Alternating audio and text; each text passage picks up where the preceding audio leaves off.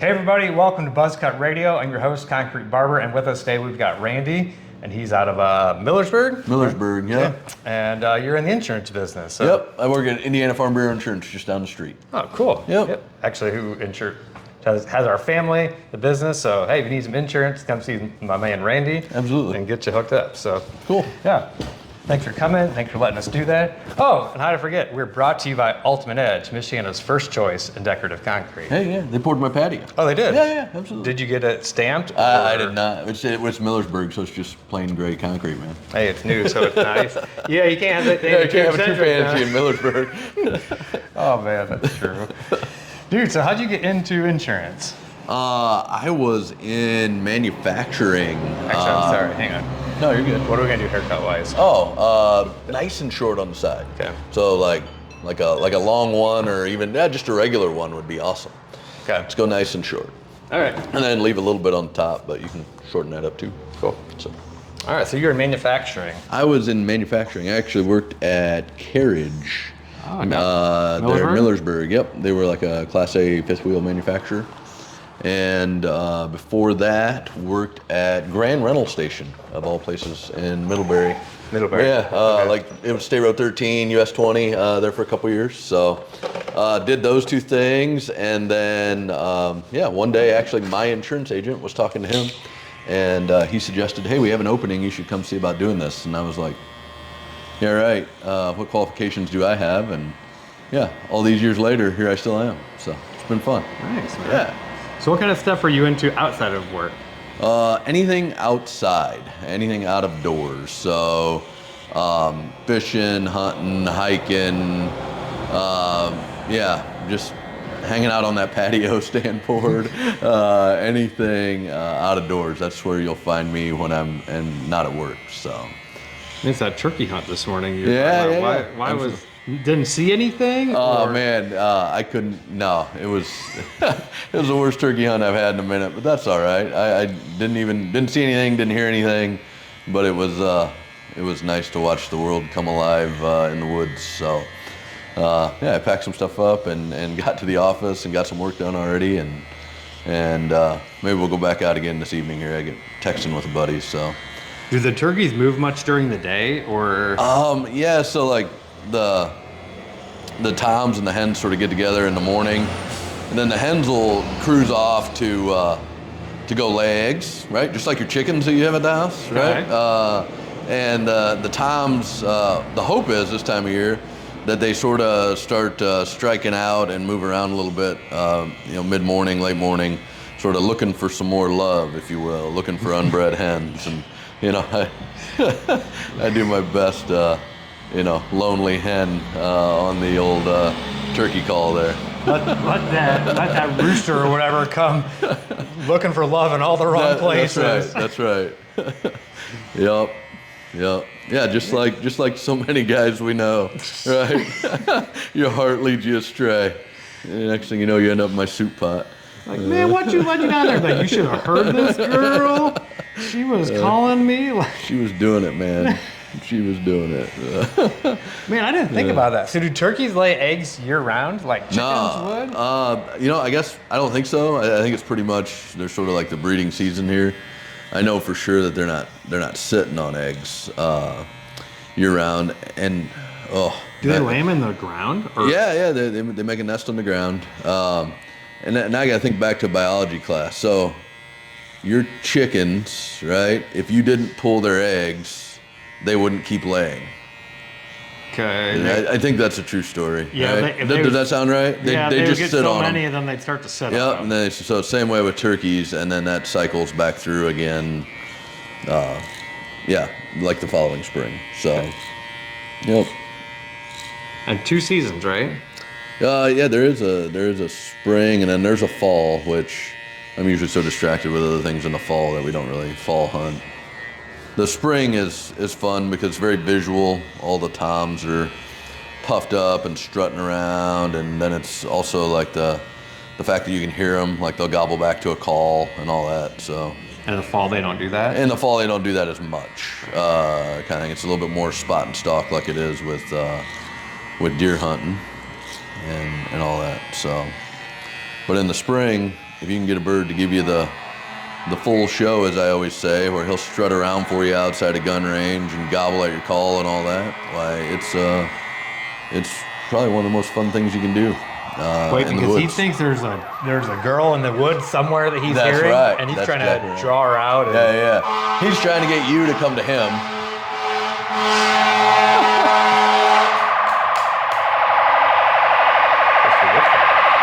What do they got going on?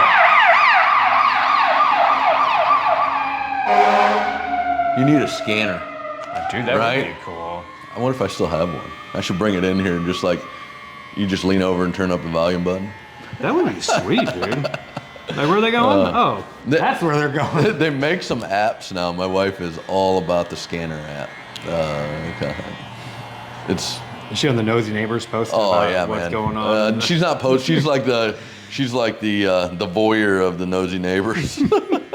Shout out to Nosy Neighbors, right? That's right. Hey, that's some of the most comedic gold in the whole county is in that place. I love nothing better than to see those random posts that have like 200 comments, and you're like, oh yeah, this is gonna be the best. I've got this little thing. It's a picture of a text message response, and it says, I ain't reading all that. I'm either sorry that happened or I'm really happy for you. And man, it's my favorite thing to post in there, and some of the books that people write. Oh man, yeah. I mean, you deal with it too. Anytime you deal with people or whatever, be it. It's interesting sometimes to see what people come up with. I'm sure that's man. Even like being in the insurance world, it's like you did what to your property? Oh yeah. Like, yeah. Huh? This is a new one. Yeah. All those silly commercials that all those insurance companies have. There's a lot of truth in a lot of those things. I didn't think about that. They're just taking from claims they've already paid out. Let's make this a commercial. Oh yeah. And my favorite saying is always like, well, we don't exclude stupidity. Hey, we'll take everybody. Kind of thing, right? Because, and I mean, that's what insurance is there for. Really, is sometimes dumb things just happen, man. We've seen a lot over the last 14 years. So every once in a while, you just scratch your head and go, yeah, I guess we'll need to get with a claims adjuster on that. So if you could give one piece of advice to somebody when they're shopping for insurance or just through the insurance in general, what would it be? Just a basic understanding. So understand like what the coverages are, what they do. You don't have to like nerd out about it like we all do in there at the office and stuff like that, but just a basic understanding of how auto insurance works, how homeowners insurance works, the type of things it does do, the type of things it doesn't do. It can really go a long ways when you're shopping and comparing things, because especially in the environment we're in right now with inflation the way it is and the economy sort of the way it is, there's a lot of people shopping, but that also creates an opportunity for a lot of products that maybe don't have quite all the features and stuff that a regular insurance plan would have.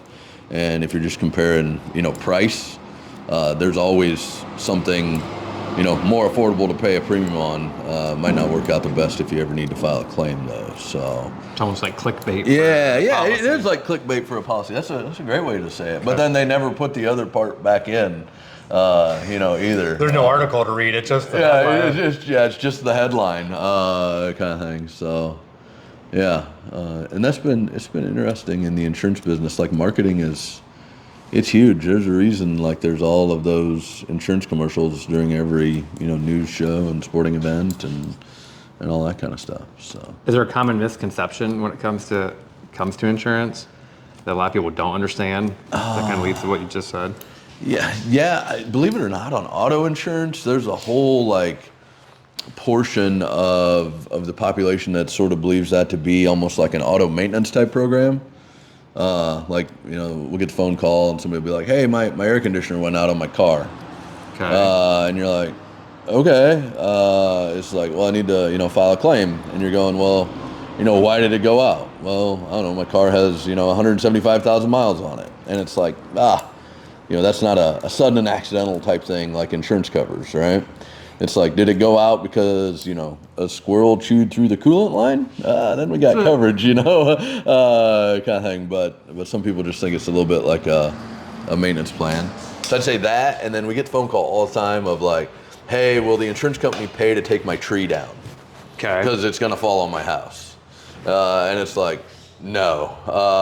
An insurance company may actually ask you to take that tree down and pay to do it yourself, or they don't want to continue coverage.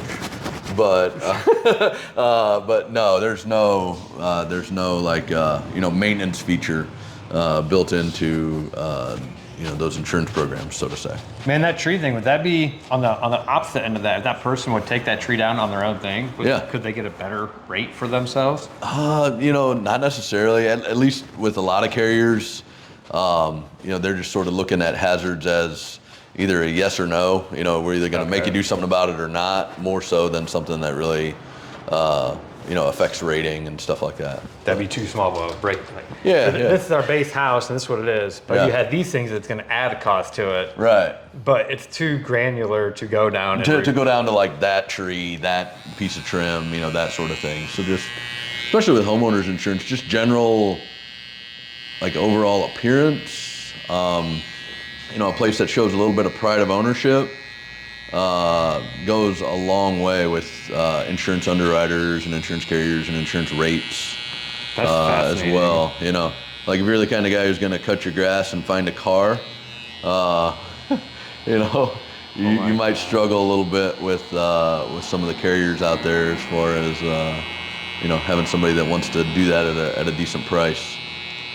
I didn't think about that, but that's totally that says a lot about a lot of things. And for as analytical as insurance is, that's a totally non-analytic thing to look at. Yeah, exactly.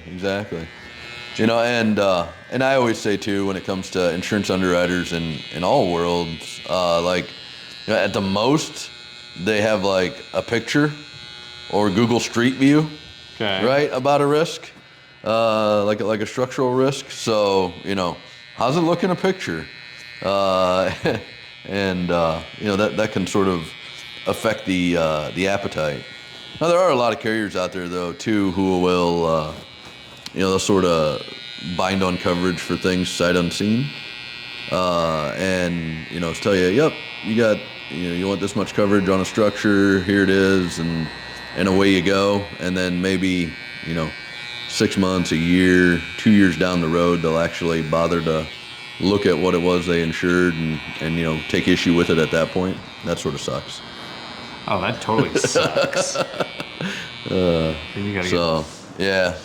what I like on the Farm Bureau side is, everything's reviewed when it's submitted. So, if there's an issue, we know about it right away if something's going to be a problem. Yeah, it seems like a lot of extra work to go back and forth and do some of that stuff. Yeah. Dude. It's also an industry that has a lot of competition. Sort of like barbers in Goshen right now, right? No kidding, right? They're everywhere. I feel like you were a trendsetter, man. Like, I definitely saw something that was there, and you saw it before the rest of them. Out of way. Somebody said, "Man, that guy sucks. I can do that too. Shoot, let me go start this thing. If he can do it, anybody can." Which is, hey, kind of true. Yeah. You just have to choose to do it. Yeah. Just one foot in front of the other, right? That's it. Just never stop. Just keep taking one step. Yep. Dude. How many years has it been, DJ? Now this will be 7 years. No kidding. May of 2017 is when I graduated. And then June or July of 17 is when we would have opened shop over there at New Image. Yeah, man. So happy anniversary. Thank you.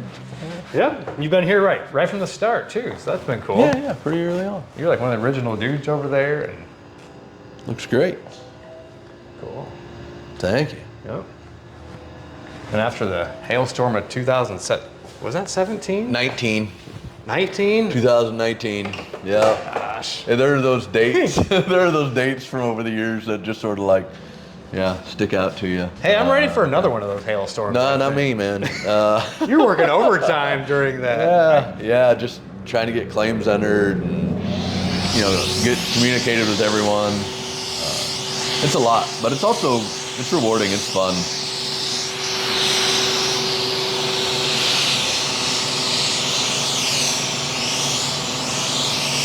I like people, so that helps. Yeah, you are a very personal guy, and I really enjoy talking to you about something as boring as insurance, and you make it make sense. It's not the world's most exciting topic, you're right.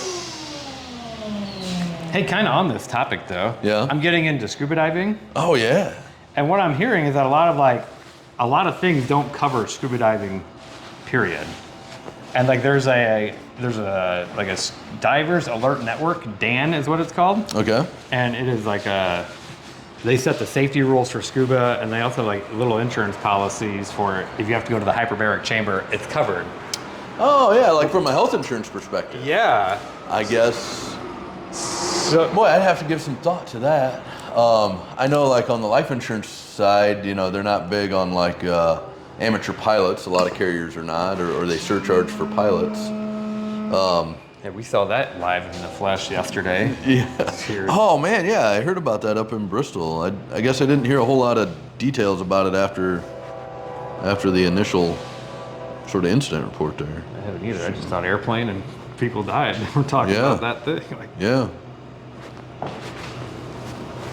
Yeah, that's another thing that we sort of say jokingly, but on the life insurance side of things, it's a great thing to do when you're young, because sometimes those interests vary over time, right?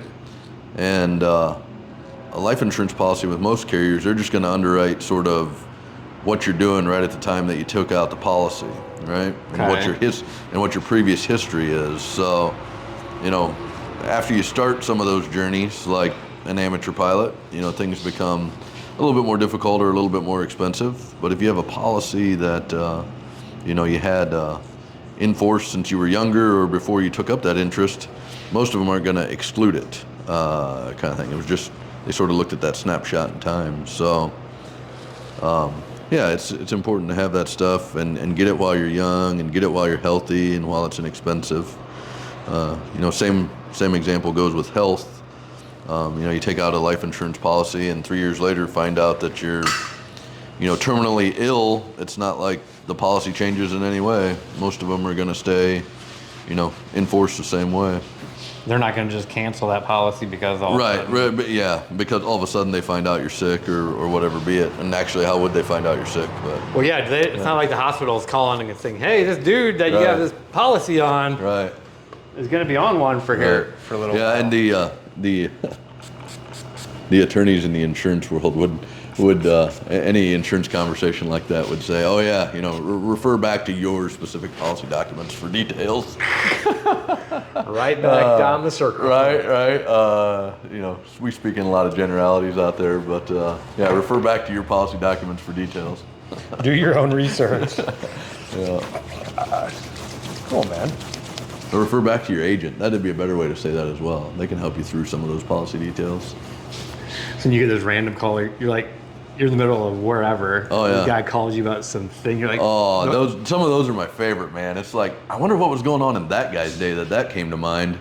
You know, but you get the call like, hey, my this type of insurance. What if this happened or that happened? And you're like, well, did it happen? Yeah. Why are you even asking me? Yeah, exactly.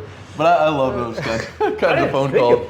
And sometimes it's something that you can pretty logically find your way through. And every once in a while, you're like, man, that's going to take a little bit of research, but I'm always curious what brings those things to people's mind, those hypothetical things, and a lot of times I find it's misunderstandings about how a friend of theirs or somebody they know, like it's a misunderstanding about that person's interaction with their insurance, kind of thing that brings up a lot of questions. Because they're getting the story secondhand, so there's a lot of key details. Oh yeah, secondhand, third hand, whatever be it. So, yeah, it's interesting, but it's nice to, that's what we're there for, is that peace of mind. I think what's the simple, like that sort of simple basic definition of insurance is like, that's in all of our licensing exams and stuff like that. It's like you're trading a small guaranteed loss in the premium that you pay, right? For protection in the event of that somewhat improbable major loss, kind of thing. It's like, okay, that makes sense. That sort of makes sense that way when you think of it that way. It just It'd be no different than buying insurance at the blackjack table or this or that. Like, I'm probably gonna lose it. Take a little bit. Yeah, it's that guaranteed loss kind of thing. Yeah, that's right that way. But I don't know. Cool. It's fun. Nice, man. Yep. Hey, thanks for coming in today and letting us thanks for do the haircut. this and being a part of it and being my insurance. So Yeah, you're very welcome. If you need some Thank you. insurance, go see Randy. Farm Bureau Insurance. Call me. I'll get you in touch. Call him. And hey, have a great day. Talk to you later. Don't forget to subscribe. Take it easy.